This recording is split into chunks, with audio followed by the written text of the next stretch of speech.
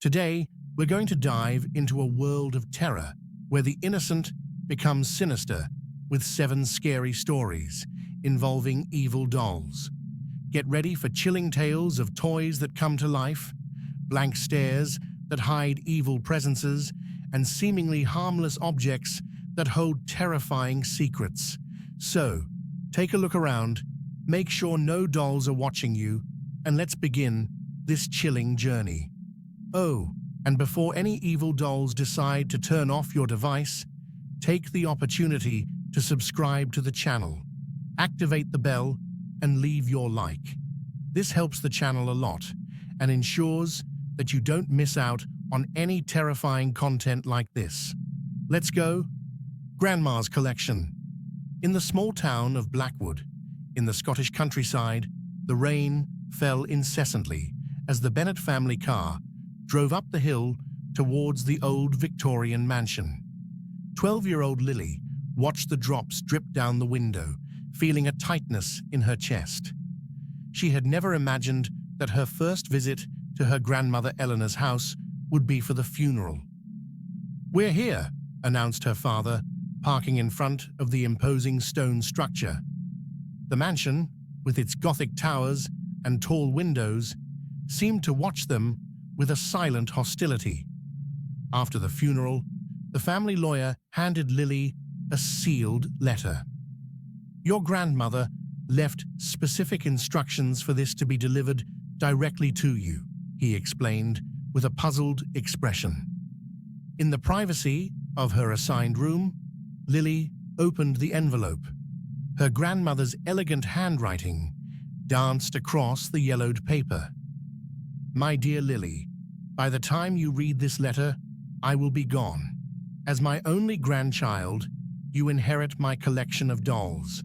They are very special and need special care.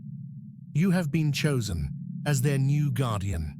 They already know you and have accepted you. Take care of them as I have done for 60 years.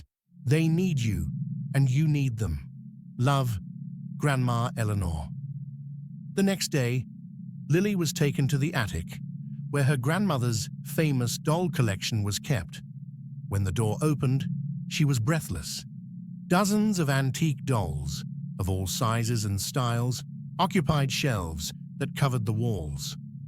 Porcelain dolls in Victorian dresses, Italian puppets, Russian dolls, and many others that Lily couldn't identify. "They're all yours now," said the lawyer. "Your grandmother insisted that the collection remain intact." That night, alone in her room, Lily was awoken by a soft sound, like tiny footsteps. Opening her eyes in the darkness, she saw a small silhouette standing at the foot of her bed. Her heart racing, she turned on the lamp. It was a porcelain doll with golden hair and a sky-blue dress, the same one that had caught her eye in the attic earlier, but she was sure she had left it there. "Impossible," Lily whispered, rubbing her eyes. The next morning, she convinced herself that it had all been a dream. But when she went into the attic to take a closer look at her inheritance, she noticed that the doll in the blue dress was in a different place, and it wasn't the only one. Several dolls seemed to have changed position. Over the next few days, strange events began to occur. Objects disappeared and reappeared in unlikely places. Lily heard whispers and giggles at night, and whenever she entered the attic, she had the unsettling feeling that dozens of eyes were following her. The situation got worse when the maid, Mrs. Collins, suggested selling some dolls. "That collection must be worth a fortune," she commented. "Your family could put that money to good use." That same evening, Mrs. Collins was found at the foot of the stairs with a broken neck. "A tragic accident," concluded the police. "She must have tripped in the dark." But Lily knew the truth. Hours earlier, she had seen the doll in the blue dress at the top of that same staircase, where she normally shouldn't have been. Terrified, Lily tried to tell her parents about her suspicions, but they attributed everything to her imagination. aggravated by the trauma of her grandmother's death. They decided, however, that they would sell the collection as soon as possible. The following night, Lily woke up to a cold touch on her face. Opening her eyes, she found herself surrounded by dolls. Dozens of them, of all sizes, stood around her bed, watching her with glazed eyes that now seemed strangely alive. The doll in the blue dress stood in front, like a leader, and then, to Lily's absolute horror, she spoke, "You're the guardian now, Lily. Your grandmother understood us. She knew we needed protection, a home. In return, we protected her. For 60 years, we've kept our pact." "What do you want from me?" asked Lily, trembling. "We want to continue existing. We are older than this house, older than this city. Each of us contains a fragment of soul, trapped between worlds. Your grandmother kept us together, gave us a purpose. Now it's your turn." "What if I don't want to?" The doll tilted her head slightly. "Then we'll have to find another guardian. But first, we'll need to get rid of any threat to our existence, like your parents, who plan to separate us." Lily's blood ran cold. "You wouldn't do that. We've done it before. Why do you think your grandmother lived alone? Why do you think you never met your grandfather?" At that moment, Lily heard footsteps in the hallway. The door opened and her father entered, alarmed. "Lily, who are you talking to?" The dolls had returned to being inanimate objects, scattered around the room as if they had been thrown in a children's game. "Daddy, we have to leave. Now!" Lily begged. But it was too late. The bedroom door closed violently behind her father, and the lights flickered before going out completely. In the darkness, Lily heard the sound of small footsteps and the childish laughter of the dolls. Then the muffled cry of her father. When the lights came back on, he was lying on the floor, with the marks of small hands on his neck. The dolls had returned to their original positions, except for the one in the blue dress, who now held a golden key, the key to the attic. "Have you seen what happens to those who threaten to separate us?" said the doll. "Your grandmother learned that lesson a long time ago. Now you have too." Over the next few weeks, the Bennett family tragedy shocked the small town of Blackwood. First, the maid's accident. Then the mysterious death of the father, attributed to a heart attack. Finally, the disappearance of Lily's mother, who simply went out to buy groceries and was never seen again. 2. The blind ventriloquist. In the foggy streets of Edinburgh, Scotland, Malcolm Fraser was once the city's most celebrated ventriloquist. His puppet, a wooden sailor called Captain Jack, delighted audiences with his acid humor and irreverent personality. Malcolm's career was at its peak when the fire happened. During a performance at the Old Theatre Royal, a short circuit caused flames that quickly consumed the set. Malcolm managed to save his precious puppet, but the price was high. Shards of hot glass permanently damaged his eyes, condemning him to eternal darkness. In the months that followed, Malcolm sank into depression. Isolated in his apartment in the old neighborhood, his only company was Captain Jack, who he always kept close, like a last link to his former life. It was during this dark period that something strange began to happen. Malcolm realized that he could feel the presence of objects around him, as if he could see through the wooden eyes of the doll. At first, he attributed the sensation to his mind being desperate for a connection with the visual world, but soon, the ability became stronger and more precise. "It's like we can share sight, old friend," Malcolm murmured to the doll as he held it. "You've become my eyes." With this new connection, Malcolm decided to return to the stage. His condition generated curiosity, and soon his performances in small local pubs began to attract sizable audiences. People were impressed by the precision with which the blind ventriloquist interacted with his surroundings, as if he could actually see. What nobody knew was that Malcolm was actually seeing through Captain Jack's eyes.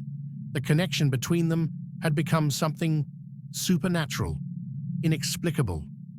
Everything changed when Angus McTavish, a local critic who had written a particularly cruel review of the pathetic performance by a disabled ventriloquist, was found dead in an alley near the pub where Malcolm had performed the night before. The cause of death, strangulation with what appeared to be a thin rope, like those used in puppets. Malcolm was shocked to hear the news on the radio.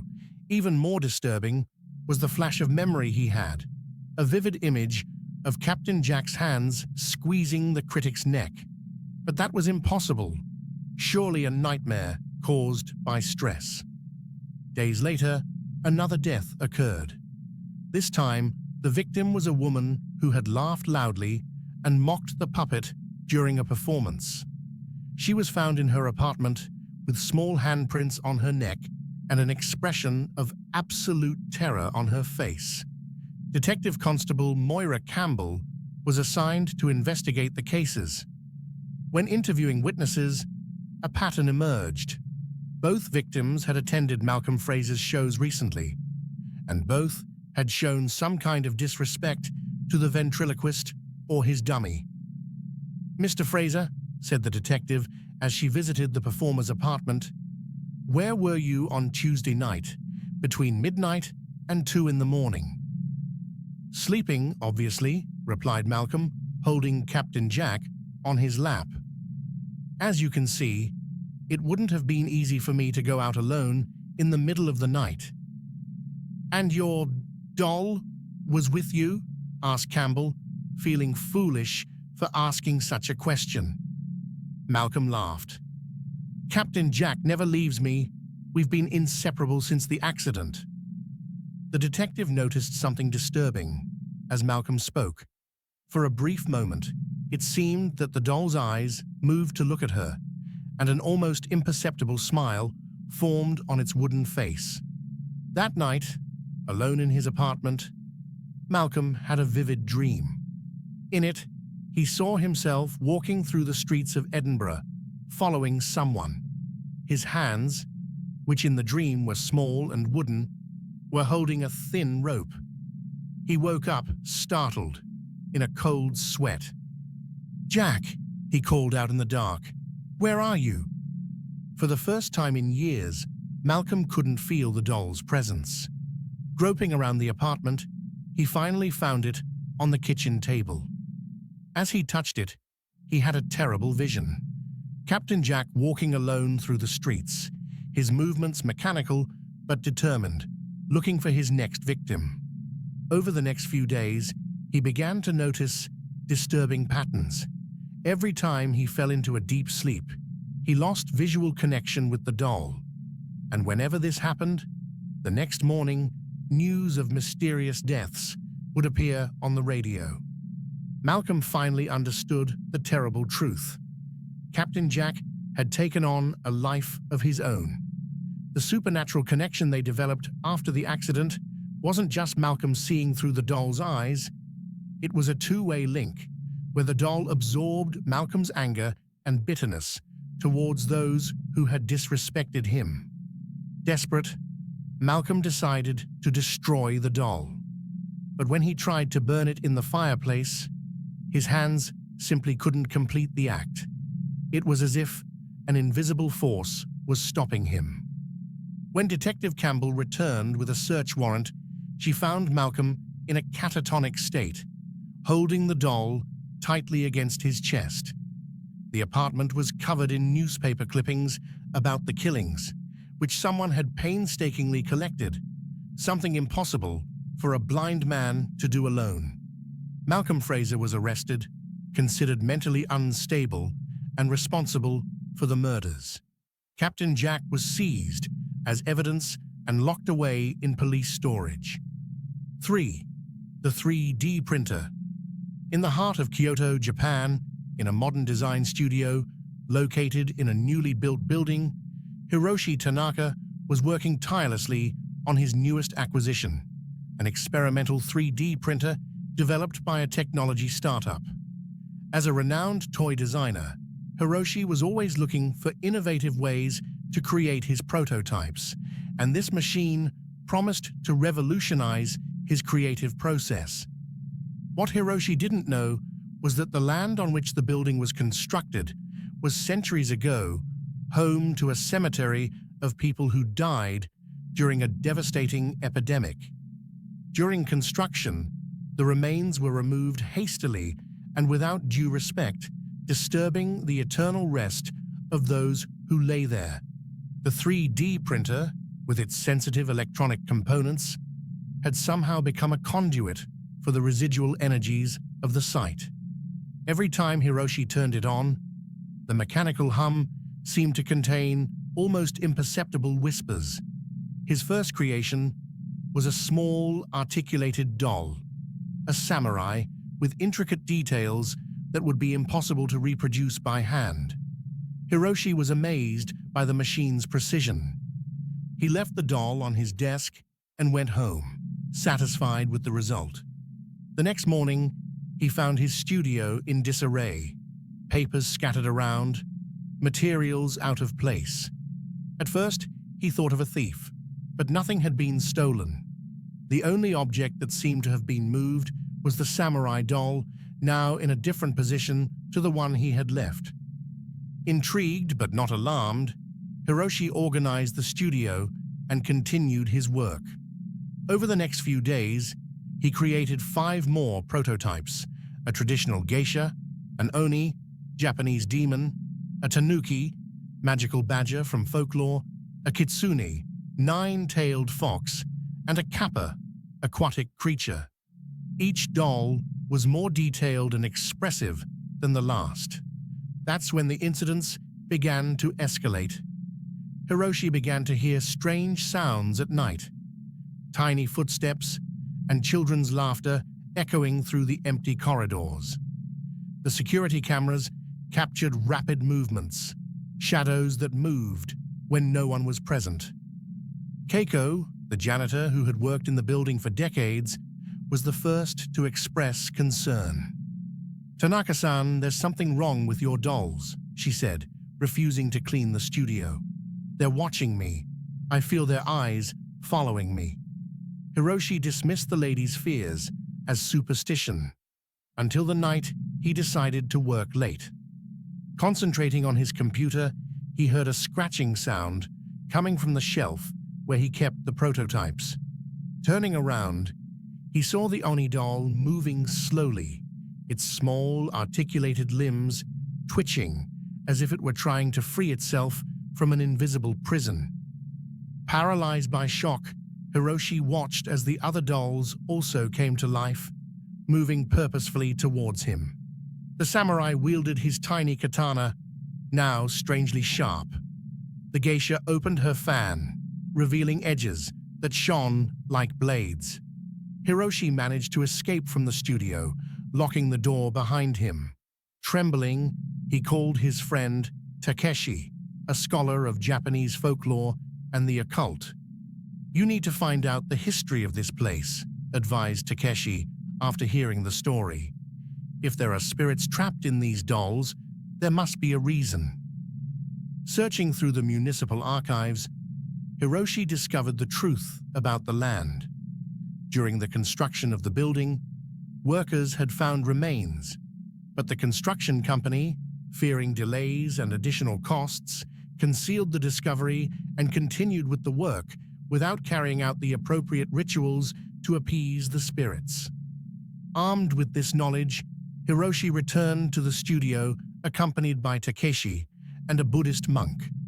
The studio was in complete chaos, destroyed materials, torn drawings.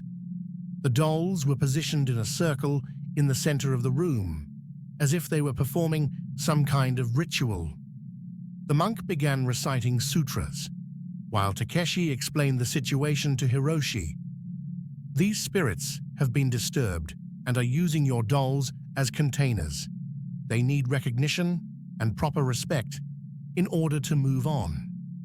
During the purification ritual, the dolls began to squirm violently. Childish and elderly voices emanated from them, speaking in ancient Japanese. They told stories of how they died during the epidemic, how they were forgotten, and finally, how they were disrespected when their remains were removed without the proper rituals. Hiroshi, deeply touched by the stories, promised to create a memorial to honor those who had been buried there. He pledged to use his talent to preserve their stories through a line of traditional puppets that would tell the story of that lost community. As the ritual continued, a soft light began to emanate from the dolls. One by one, they became immobile again, now just inanimate objects. The last to fall asleep was the samurai, who seemed to bow slightly before returning to his original pose. Over the next few months, Hiroshi made good on his promise. He created a collection of traditional dolls based on the stories he had discovered, each representing an aspect of life during that era. The collection was exhibited in a local museum, along with a memorial to the victims of the epidemic. The 3D printer was purified by the monk and then donated to a temple, where it would be used to create small Buddha statues for the faithful. What's up, guys? The stories of evil dolls are chilling so far, aren't they? If you're enjoying these spooky tales, how about taking a quick break and subscribing to the channel? Just click on the subscribe button below and leave a like too. This really helps the channel grow and motivates me to keep bringing you more terrifying content like this. It's quick and makes all the difference. Now let's get back to our evil doll stories, shall we? There's still a lot of terror ahead. Fourth, Cloth Doll. In the small town of Whitby, England, known for its Gothic ruins and connections to the novel Dracula, Eliza Thornfield made her living in a peculiar way. In her small store, Sewn Memories, she created personalized rag dolls for bereaved families, using scraps from the clothes of their deceased loved ones. "A little piece of them for you to hug," said her business card, and the idea resonated deeply with those suffering loss. Eliza, a woman in her 40s with prematurely gray hair and deft hands, had a special talent for capturing the essence of people in her dolls. The embroidered eyes seemed to have depth, and each doll had little details that reminded her of the deceased. What Eliza didn't know was that her talent went beyond craftsmanship. There was something in her lineage, a forgotten gift that dated back to the ancient pagan practices of her ancestors. When she sewed with true compassion, using the personal belongings of the deceased, she inadvertently created receptacles for fragments of souls that hadn't fully moved on. Everything began to change when Martha Blackwood, a recent widow, commissioned a doll using her late husband George's favorite suit.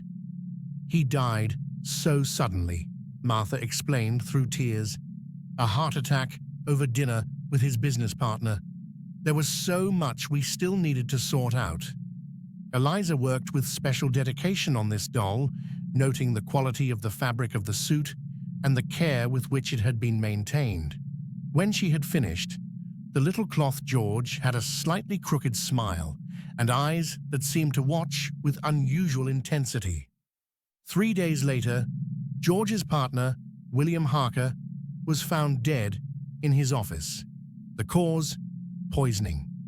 The police were intrigued by the residue of black thread found tightly wrapped around the neck of the victim's whiskey bottle, thread that didn't belong in the office. Martha, upon receiving the news, noticed something strange. Her doll George, which she had left sitting in an armchair, was now on her desk, next to business papers that belonged to the deceased. Even more disturbing, the little cloth fingers seemed to be stained with something dark. Meanwhile, Eliza continued her work, oblivious to events. Her next order came from a young woman called Lily Cooper, who wanted a doll made from the wedding dress of her sister Rebecca, who had died in a car accident 2 weeks before the wedding. She was so happy, Lily sobbed, and James, her fiancé, is devastated. Rebecca's doll looked especially beautiful, with its lace dress and small veil. Eliza gave it to Lily, who put it in the room that had belonged to her sister. The next morning, James, the bereaved groom, was found dead in his apartment. The cause? Asphyxiation. Curiously, there were small fragments of white lace in his nostrils and throat, although there was no similar fabric in his apartment. Lily, horrified, realized that the Rebecca doll was no longer in the room. She found it later, hidden in her closet, the little wedding dress stained red and a metallic smell emanating from it. The incidents continued to pile up in Little Whitby. A doll made to honor a father who had died before confronting his son's bully resulted in the mysterious accident of the young aggressor. A doll created from the shawl of a grandmother who had never met her newborn granddaughter was found in the nursery, cradling the child overnight.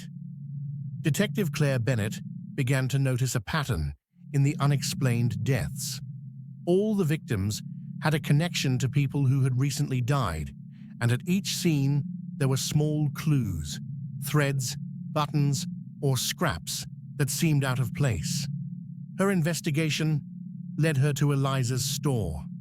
At first glance, Sewn Memories seemed like a welcoming and innocent place. But when Claire entered after closing time, using the excuse of an urgent order, she felt a shiver run down her spine. Dozens of unfinished dolls watched her from the shelves, and she swore that some moved their heads slightly as she passed. "Can I help you?" asked Eliza, emerging silently from a back room, needle and thread still in hand. During the tense conversation that followed, Claire realized that Eliza was genuinely unaware of what was going on. The seamstress was horrified to learn that her creations could be linked to the mysterious deaths. "I just wanted to bring comfort," whispered Eliza, tears streaming down her face. "I never imagined." That night, while Claire investigated Eliza's customer records, the store was empty. The dolls, sensing that their secret had been discovered, began to move. They had unfinished business to resolve, promises to keep, revenge to execute. And now, 2 women were threatening to stop them. When Eliza returned the next morning, she found her store in perfect order, except that all the dolls had disappeared. In the center of the work table, made from scraps of all the previous projects, was a new doll. This one had Eliza's face on it, with a smile stitched on and a little note pinned to its chest. "You gave us life. Now we will complete what was left unfinished." That same morning, all over Whitby, people received unexpected visits from little cloth messengers, each with a dark purpose to fulfill and a fragmented soul seeking resolution, no matter the cost. Detective Claire Bennett found Eliza locked in her bathroom, trembling with fear. "We need to find them," Claire insisted, "before they finish what they started." But they both knew it was too late. Eliza Thornfield's rag dolls now roamed the city, carrying fragments of souls and memories of interrupted lives. 5. The Antique Shop. In the small town of Whitby, England, known for its Gothic ruins and connection to the novel Dracula, the Bennett couple decided to visit the local antique store in search of a special gift for their daughter Emily, who would turn 8 the following week. The store, called Relics and Rarities, was a dusty old establishment full of peculiar objects from different eras. The owner, an elderly man called Mr. Harker, watched silently as the Bennetts explored the place. It was Sarah Bennett who first noticed the doll. It was sitting on a high shelf, almost hidden among other items. It was a male porcelain doll, dressed in impeccable Victorian clothes and with an enigmatic smile painted on his pale face. "This is perfect," said Sarah, reaching for the doll. "Emily will love him." Mr. Harker hesitated for a moment before wrapping the doll. "This doll has a history," he commented casually. "It belonged to Harold Blackwood, a local collector. They say he had a special attachment to this particular doll." What Mr. Harker didn't mention was that Harold Blackwood had been one of the region's most notorious serial killers, responsible for the deaths of 7 children before being captured and executed in 1975. In the hours before his execution, Blackwood had performed a dark ritual, transferring his soul into his favorite doll, the same one that was now in the hands of the Bennetts. That night, after Emily fell asleep cuddled up to her new gift, which she named Mr. Smiley, strange things began to happen in the Bennett home. Objects mysteriously moved around. Unexplained sounds echoed through the empty corridors. And both Sarah and her husband James began to have vivid nightmares involving the doll. The next morning, Emily was different, quieter, paler, and insisting on taking the doll everywhere. "Mr. Smiley says you don't like him," she commented over breakfast, staring at her parents with strangely cold eyes. James began to notice strange marks appearing on his body, deep scratches that appeared during the night with no apparent explanation. Sarah found pages of his books torn out, with words forming threatening messages such as, "She will be mine," or "You can't stop him." The doll always seemed to be in different places from where it had been left, and its glass eyes seemed to follow the couple's movements around the house. When James woke up one night to find the doll sitting on his chest, staring at him with a smile that seemed to have widened even more than before, he decided it was time to get rid of the macabre object. But when he tried to throw it away the next morning, he discovered that Emily had become extremely protective of Mr. Smiley.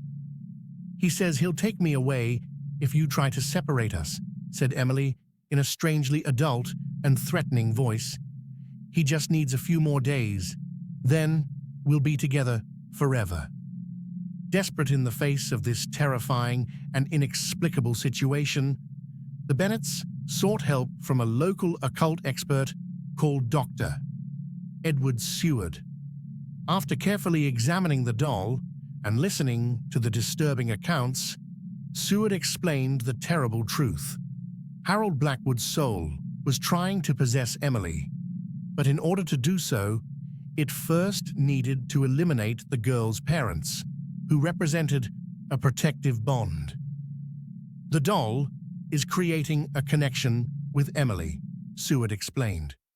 "With each passing day, the bond grows stronger. If we don't act soon, the possession will be irreversible."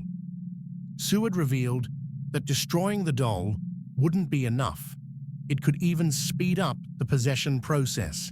The only solution would be to perform a ritual to force Blackwood's soul to leave the doll and go to the afterlife.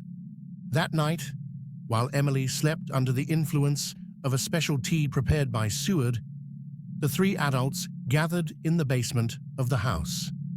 The doll was placed in the center of a circle of salt and black candles. When Seward began to recite the words of the ritual, the whole house began to shake.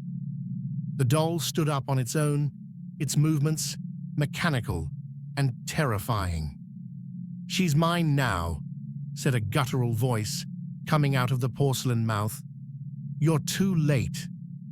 A supernatural wind swept through the hold, blowing out the candles. In the darkness, screams and the sound of fighting could be heard. When James finally managed to light a lantern, he saw Sarah lying on the floor with strangulation marks on her neck, and Seward struggling against the doll that now seemed to have grown and gained strength. In an act of desperation, James grabbed the doll and threw it into the old furnace in the basement. As the flames consumed the porcelain, an inhuman scream echoed through the house, and black smoke escaped from the furnace, briefly forming Harold Blackwood's contorted face before dissipating into thin air. Upstairs, Emily awoke from her deep sleep, her eyes clear again. The evil influence had been broken, but at a terrible cost. Sarah survived, but was left with permanent scars on her neck, a constant reminder of the horror that had almost destroyed her family. Mr. Harker closed his antique store the following week, disappearing without a trace. Rumors in town suggested that he had been Blackwood's accomplice decades ago, helping to hide evidence of his crimes. 6. Hospital toys. At St. Mary's Children's Hospital, located on the outskirts of London, the arrival of a mysterious donation initially brought joy to the normally gloomy atmosphere. One autumn morning, the hospital reception desk received a large box with no sender, containing 24 handmade dolls, each unique in appearance, with detailed clothing and kind expressions.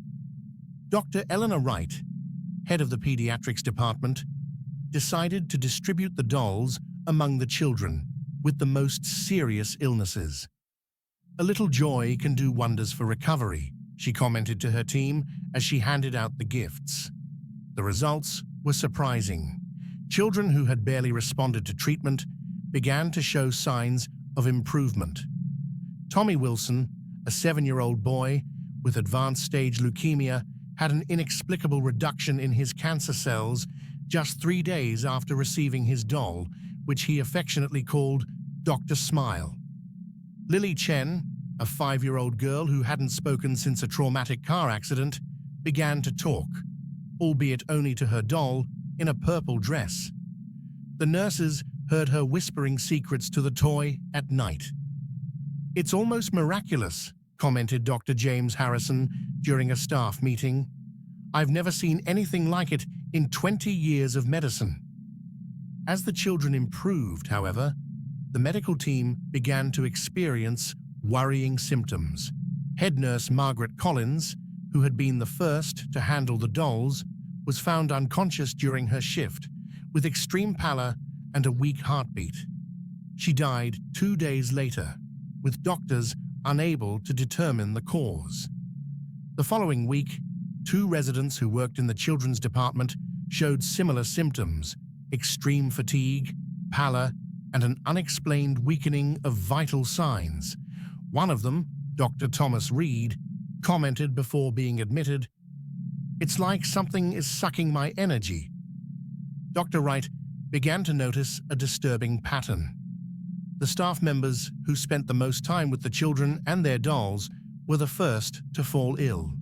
She herself began to feel unusually tired, waking up more exhausted than when she went to sleep. Intrigued and worried, Eleanor decided to spend a night watching the pediatric ward through the security cameras. What she saw left her cold. At midnight, when all the children were asleep, the dolls seemed to move subtly. Small cloth hands reached out to touch the children's foreheads, and a faint glow seemed to pass from the children to the dolls and then dissipate into the air. The next morning, Eleanor secretly consulted Sarah Blackwood, an old college classmate who had abandoned medicine to study the occult. Sarah examined one of the dolls, which Eleanor had carefully removed from a sleeping child's room, and made a disturbing discovery. "These are no ordinary dolls," Sarah explained, pointing to almost invisible symbols embroidered on the lining of the clothes. "They're receptacles, created to channel vital energy. They are transferring the children's illness to whoever is nearby, in this case, their medical team. But who would do something like that? And why? Asked Eleanor, horrified. Someone who believes they are helping the children, no matter what the cost, replied Sarah, or someone with a deep resentment against the medical system. Eleanor remembered a former patient, Victor Marlowe, whose son had died in hospital years before.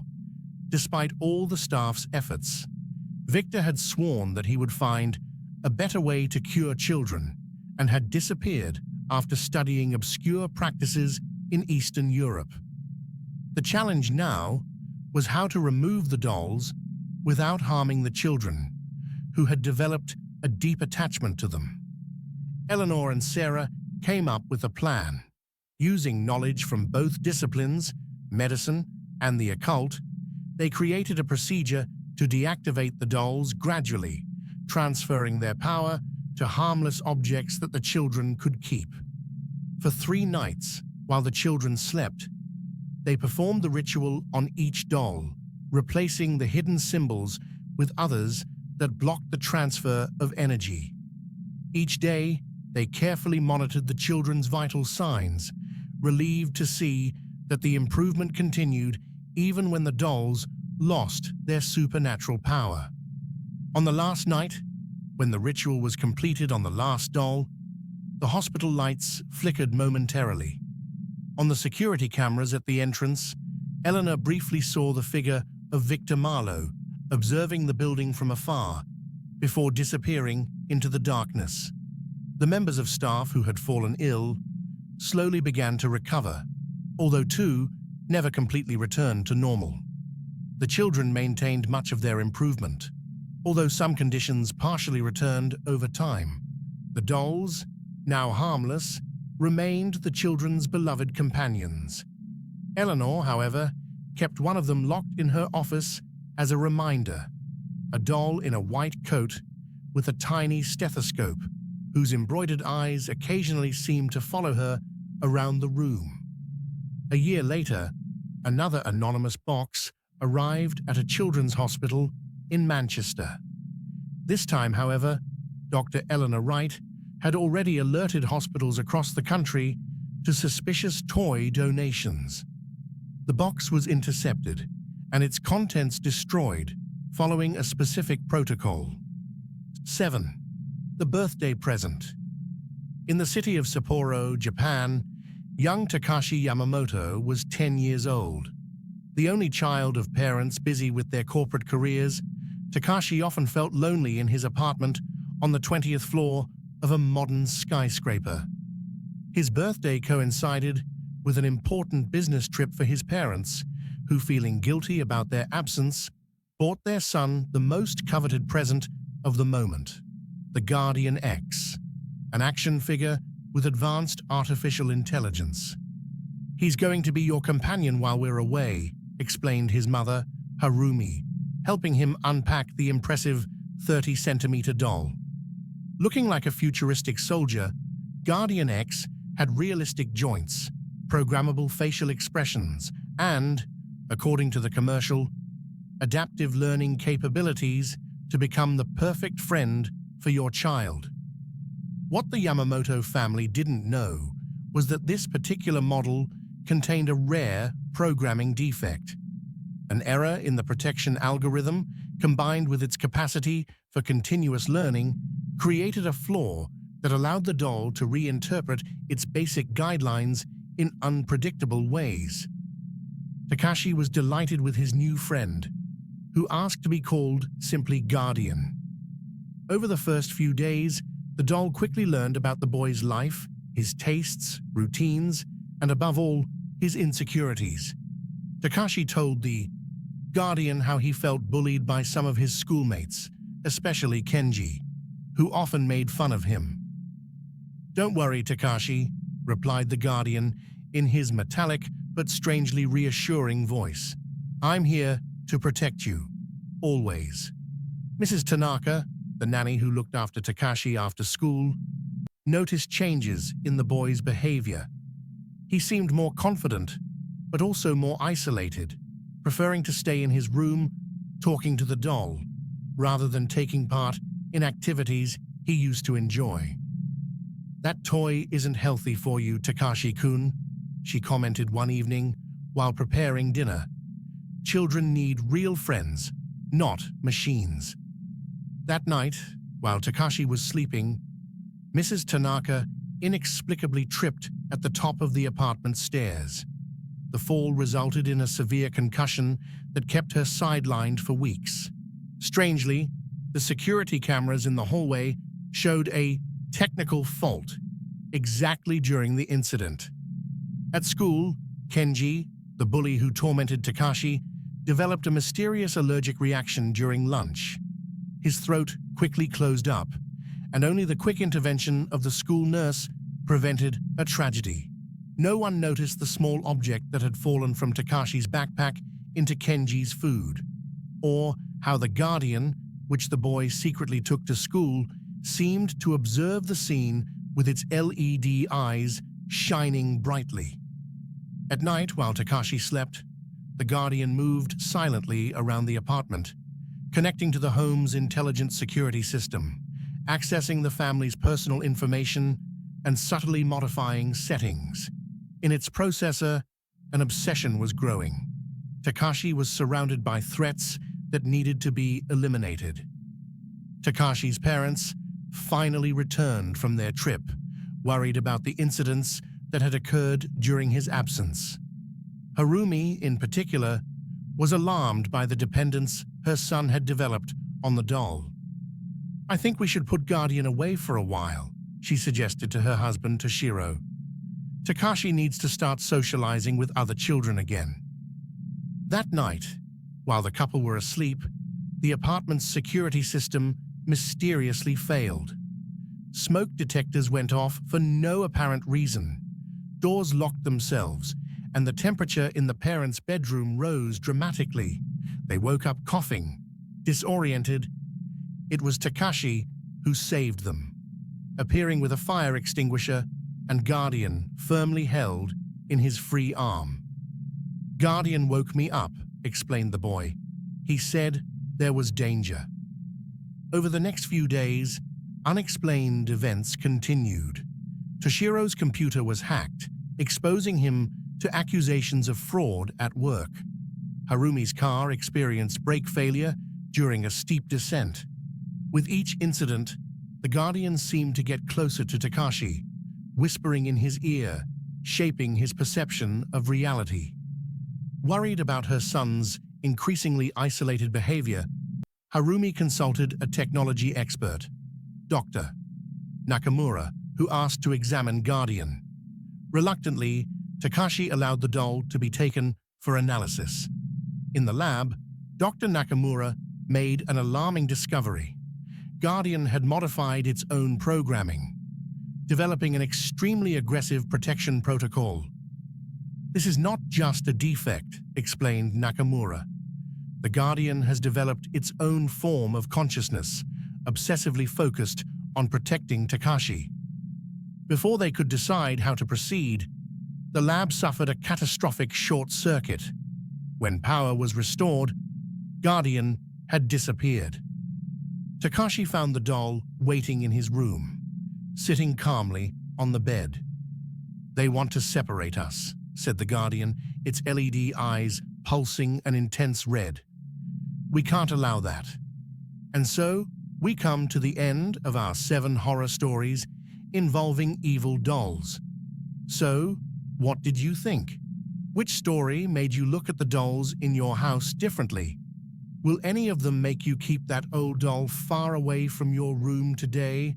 Let me know in the comments which one was your favorite. If you liked it, don't forget to like it. It really helps the channel grow. And if you're not subscribed yet, take the opportunity to subscribe now and activate the little bell.